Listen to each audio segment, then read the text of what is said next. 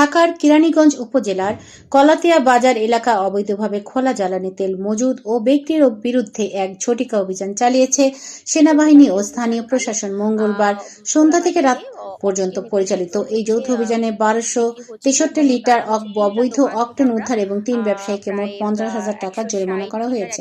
সংশ্লিষ্ট সূত্রে জানা গেছে, কেরানীগঞ্জ মডেল থানাধীন কলাতিয়া বাজার এলাকায় হেমাদপুর আর্মি ক্যাম্পের একটি দল নিয়মিত টহল দেওয়ার সময় অবৈধভাবে খোলা তেল বিক্রির বিষয়টি শনাক্ত করে।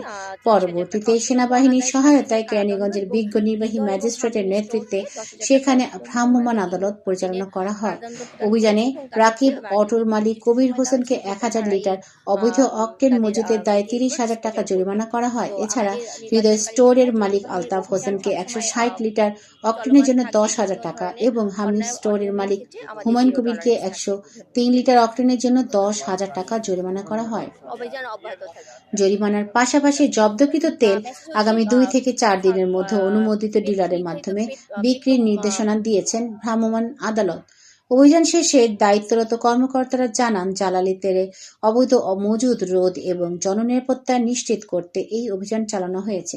জনস্বার্থে এবং অগ্নিকাণ্ড সহ যেকোনো ঝুঁকি এড়াতে সেনাবাহিনীর এই তদারকি ও প্রশাসনের সমন্বিত অভিযান ভবিষ্যতেও অব্যাহত থাকবে।